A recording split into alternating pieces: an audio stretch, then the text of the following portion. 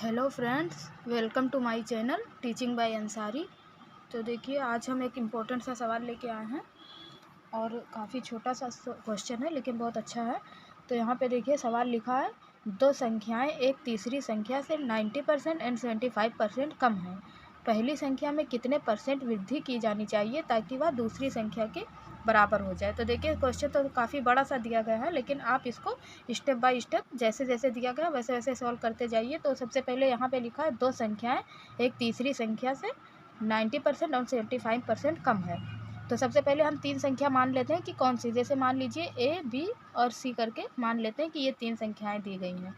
तो जो है तीसरी संख्या से 90% और 75% कम है, तो तीसरी संख्या अगर हम सी मानते हैं तो हम सी को 100 मान लेते हैं, क्योंकि मानना ही पड़ेगा, है ना, क्योंकि तीसरी संख्या के बारे में तो कुछ बताया नहीं गया है।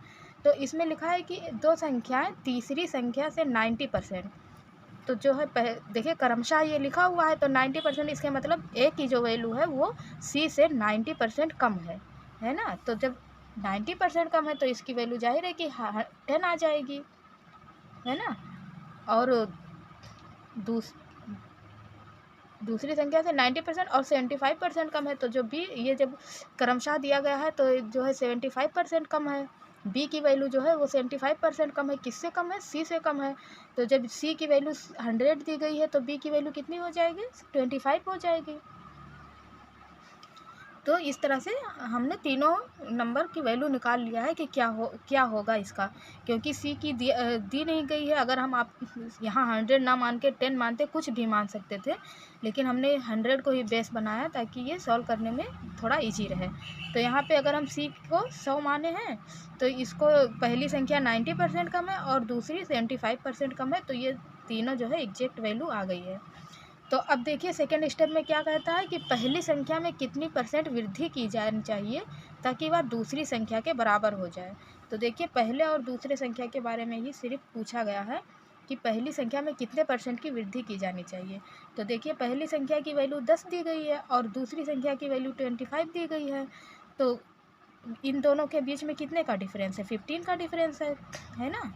तो अब जब 15 का डिफरेंस है तो हमें 15 की ही वृद्धि करनी पड़ेगी, है ना, 15 ही इंक्रीज करना पड़ेगा। तो यहाँ पे हम 15, लेकिन यहाँ पे परसेंटेज में पूछा गया तो कोई बात नहीं, हम परसेंट में इसको कन्वर्ट कर देंगे। तो यहाँ पे 15 का तो डिफरेंस जो है वो यहाँ पे हम लिख दिए, और इसको हमें लेके आना है बी के इक्वल, जो बी की वैल्यू है। तो 15 का डिफरेंस था इसीलिए हम 15 लिख दिए। परसेंट में दिया गया है इसीलिए हम इसको परसेंट में अभी कन्वर्ट भी करेंगे।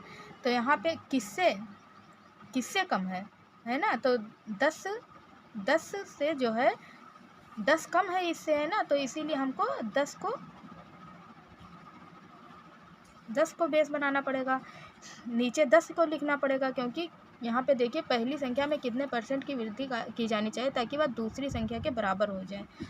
तो जैसे मान लो हम प्रॉफिट लॉस में करते हैं कि क्रय मूल्य पे ही लगता है, तो यहाँ पे देखिए इसके इक्वल लेके आना है ना। तो हम इसको 10 को ही नीचे रखेंगे और परसेंट में दिया गया इसीलिए हम इसको 100 से मल्टीप्लाई कर देंगे। तो जब हम इसको करेंगे तो यहाँ पे क्या लिखा, कितने परसेंट की वृद्धि की जानी चाहिए। तो यहाँ पे ये जीरो से ये जीरो कैंसिल हो गया और यहाँ पे बच गया 150%। तो ये जो है इसका आंसर आ जाएगा। 150% की जो है वृद्धि करनी पड़ेगी ताकि वह दूसरी, अगर हम इसमें 150% की वृद्धि कर देंगे इसमें, तो जो है ये 25 के इक्वल आ जाएगा। तो इस तरह से आप इसको सॉल्व कर सकते हैं। आपको ये डिफरेंस देखना है, बस ये ध्यान रखना है कि आपको ये नीचे क्या लिखना है। यहाँ पे 10 लिखना था आप गलती से, क्योंकि जो है 25 यहाँ पे दिया गया है, यहाँ पे 10 दिया गया है। दूसरी संख्या के बराबर हो जाए तो दूसरी संख्या से हम कंपेयर कर रहे हैं, अगर हम इससे कंपेयर करेंगे तब तो बहुत ज़्यादा आ जाएगा, मतलब कम आ जाएगा। तो इसीलिए आपको ये नीचे रखना है, ये ध्यान रखना है। तो 150% जो है वृद्धि करनी पड़ेगी हमको, ये 15 के इक्वल हो जाएगा। तो इस तरह से आप इसको सॉल्व कर सकते हैं। आई होप आप लोगों को वीडियो समझ में आया होगा। अगर समझ में आया होगा तो लाइक और सब्सक्राइब करें और बेल आइकन को ज़रूर प्रेस करें। Thank you for watching.